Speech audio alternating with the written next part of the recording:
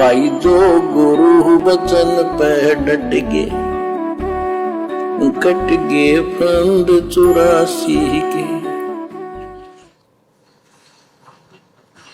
बच्चों, परमपिता परमात्मा कबीर जी की असीम कृपा से आज आपको कबीर परमेश्वर की, परमपिता परमात्मा सक्षम भगवान समर्थ परमात्मा की शरण प्राप्त हुई है। गुरुदेव कह रहे हैं बच्चों, आपको परमपिता परमेश्वर समर्थ कबीर भगवान की दया से परमपिता परमात्मा कबीर जी की शरण प्राप्त हुई है। तो आज हम पे दया किसने की है? ये सत्संग सुनाकर हमारे ऊपर दया किसने की? ये ज्ञान समझाकर हमारे ऊपर ये विशेष दया किसने की? गुरुदेव ने। और उसके बाद जब हमें ज्ञान समझ में आया तो हमने शरण किसकी ग्रहण की? अपने गुरु जी की। तो दोनों स्थिति में हमारे गुरुदेव ही हैं, यानी जिनकी दया से हमें शरण प्राप्त हुई है वो भी हमारा गुरु है, और जिसने दया करी है वो भी हमारा गुरु ही है। यानी कबीर जी की दया से हमें सत्संग सुनने को मिला, और कबीर जी यानी गुरु जी की हमें शरण प्राप्त हुई है। तो हमारे गुरुदेव ही सब कुछ हैं। इस सत भक्ति में कबीर परमात्मा खुद ही गुरु बन के आता है, खुद ही हमारे ऊपर दया करता है, मेहर करता है, हमें सद्बुद्धि देता है, हम ये ज्ञान समझ पाते हैं। इनके विशेष आशीर्वाद के बिना हम इनके सत्संग भी नहीं समझ सकते।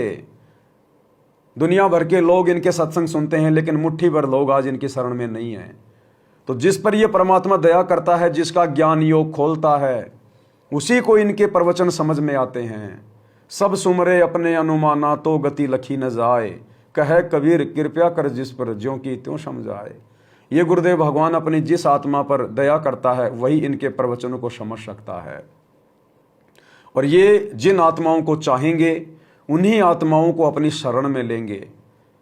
अन्य कोई भी, चाहे कोई कितना ही पढ़ा लिखा हो, कितनी अच्छी आत्मा हो, कितना ही धनवान हो, अपनी मर्जी से कोई भी ना तो इस गुरु भगवान को खोज सकता है और ना इनकी शरण प्राप्त कर सकता है। ये तो जिस पर इस दाता की मेहर हो जाए वही आत्मा इस दाता की शरण में आ पाती है। तो आप और हमारा सौभाग्य नहीं, आप और हमारा अजब गजब का परम सौभाग्य है कि गुरुदेव ने इस अरबों खरबों की भीड़ में आप और हम चंद आत्माओं को चुना है, अपनी शरण में लिया है, हमें मोक्ष प्राप्ति का मौका दिया है। इस काल के 21 ब्रह्मांड रूपी कुएं में जो हम युगों युगों से पड़े हुए हैं, परमेश्वर हमें शतलोक रूपी समुद्र की सैर करवाना चाहते हैं, हमें अखंड सुख देना चाहते हैं। तो आप और हमारी अब क्या जिम्मेदारी बनती है इसके बाद, इसका निर्णय तो हम स्वयं ही करेंगे। पुण्यात्माओं, कितना संसार भरा पड़ा है। 7.5 अरब आबादी है, पॉपुलेशन है पूरे विश्व की।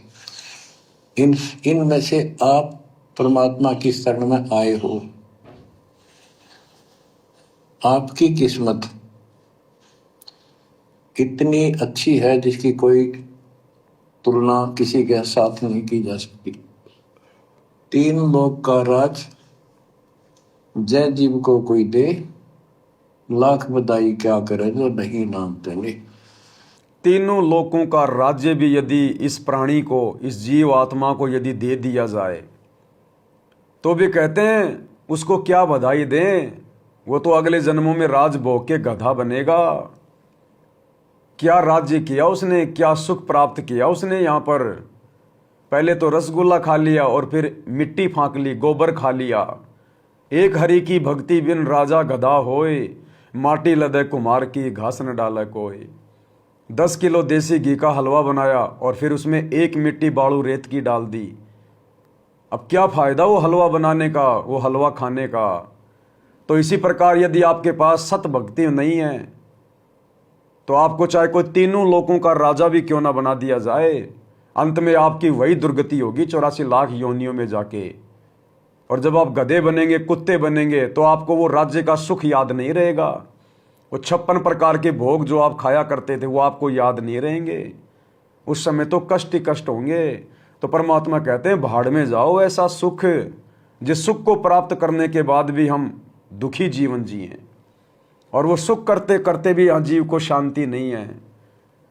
लोग मंत्री बन जाते हैं, प्रधानमंत्री बन जाते हैं, और बीच में किसी कारणवश उनको जेल जाना पड़ जाता है। तो यहाँ का सुख जिसको हम सुख मान रहे हैं, उसमें भी सुख नहीं है। दिन रात चिंता बनी रहती है, टेंशन लगी रहती है। गुरुदेव भगवान कहते हैं, एक परिवार का मुखिया, जिस परिवार में मुश्किल से 5 या 7 सदस्य होते हैं, वो एक परिवार का मुखिया उनका भरण पोषण करने में, उन बच्चों की फीस जुटाने में, उनके कपड़े जूते जुटाने में, वो एक परिवार का मुखिया कितना दुखी रहता है। सारा दिन बैल की तरह कमाता है और कितनी उसको चिंता होती है। कोई बीमार हो गया, किसी का पैर टूट गया, कोई एक्सीडेंट हो गया, किसी की शादी आ गई, किसी का कुछ आ गया। तो सोचिए, राजा जिसको हम सुखी मानते हैं, वो राजा तो पूरे देश का मुखिया है, पूरा देश उसका परिवार होता है। कहीं बाढ़ आ रही है, कहीं फ्लड आ रही है, कहीं भूकंप आ गया, कहीं पर कोई स्ट्राइक हो गई, कहीं आंदोलन हो रहा है, कहीं उसका एमएलए टूट गया, पता नहीं उसको तो दिन रात कितनी चिंताएं, कितनी टेंशन सताती रहती हैं। रातों को गोलियां खा खा के सोता है, नशा करके सोना पड़ता है राजा लोगों को। और मरने के बाद फिर वैसे उनकी दुर्गति, सीधे गधे बनेंगे, कुत्ते बनेंगे, नरक में ठोके जाएंगे। तो भाई और बहनों, परमात्मा कहते हैं, यहां सुख नाम की चीज भी नहीं है। इस काल ने केवल तुम्हारे को भूल भुलैया में डाल रखा है कि तू राजा बन गया, तू बहुत बड़ा आईपीएस अधिकारी बन गया, तू बहुत बड़ी पोस्ट पे लग गया, और उसकी समाज से फिर उसी में बर्बाद करवा देता है। अब जैसे एक व्यक्ति पढ़ लिख के सीए बन गया, चार्टेड अकाउंटेंट बन गया, अब क्या करेगा वो सारा दिन? अब सारा दिन वो दूसरों की संपत्ति को जोड़ेगा, कैलकुलेशन करेगा, उसकी फैक्ट्री का, उसकी कंपनी का हिसाब जोड़ता रहेगा, और शाम को उसको पकड़ा देगा।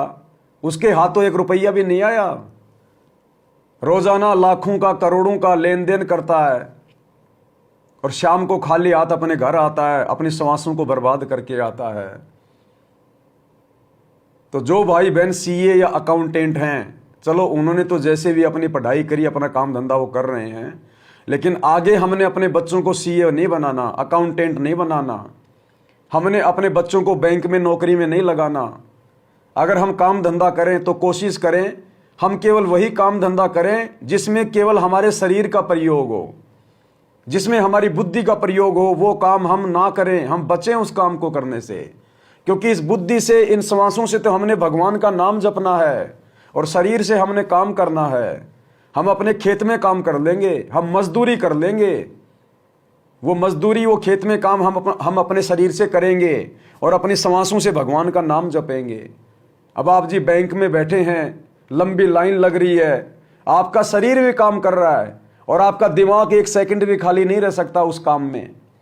उसका लेना, उसका देना, उसके 500 निकाले, उसके 1000 दिए, उसका खाता नंबर लिखना, उसका फार्म भरना। हम भक्ति क्या खाक करेंगे? फिर हमारे श्वासें तो उस फालतू के लेन देन में बर्बाद हो रही है। वो सीए, वो चार्टेड अकाउंटेंट 24 घंटे गुणा बाकी करता रहेगा, कैलकुलेटर हाथ में लेके जोड़ गुणा बाकी करता रहेगा, उसकी जीएसटी निकालता रहेगा, सारा दिन, पूरा दिन उसकी श्वासें बर्बाद होती रहेंगी। तो भाई और बहनों, यदि हम काम भी करें तो मालिक के ज्ञान को आधार बनाकर करें। यदि हम अपने बच्चों को पढ़ाएं, शिक्षा दिलाएं, तो उसी हिसाब से दिलाएं जिससे हमारे बच्चे का जो मानसिक बोझ है वो बिल्कुल ना हो, उसकी श्वासें बर्बाद ना हो, केवल शरीर से वो काम करे। जैसे आपने कोई सिलाई का काम कर लिया, अपने हाथ पैरों से काम कर रहे हो, मुख से भगवान का नाम जप रहे हो, परमात्मा जी का आप सत्संग सुन रहे हो, यानी आपकी ऊपर की खोपड़ी बिल्कुल फ्री है, केवल आपका शरीर काम कर रहा है, बाकी आप अपनी भक्ति कर रहे हो। तो हम काम धंधा भी करें तो परमात्मा के आशीर्वाद से इस प्रकार का करें जिससे हमारे श्वासें बचें। मानसिक टेंशन वाला, मानसिक मेहनत वाला काम हम बिल्कुल ना करें, बचें कहने का मतलब है, क्योंकि हमने इस परमेश्वर की भक्ति को प्रथम महत्व देना है। ये मनुष्य शरीर हमें परमात्मा की भक्ति करने के लिए मिला है।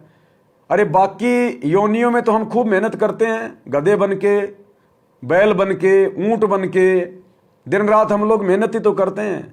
इस मनुष्य जन्म में यदि हम सतगुरु की शरण में आ जाएंगे, थोड़ा सा भी अगर बुद्धि विवेक का इस्तेमाल करेंगे, तो परमात्मा हमें सद्बुद्धि भी देगा, और परमात्मा हमारे साथ में भी रहेगा, और हमारे श्वासों का सदुपयोग भी कर भाई जो गुरु बचन पे डट के कट गे फंद 84 के, कट गे फंद 84 के, कट गे फंद 84 के।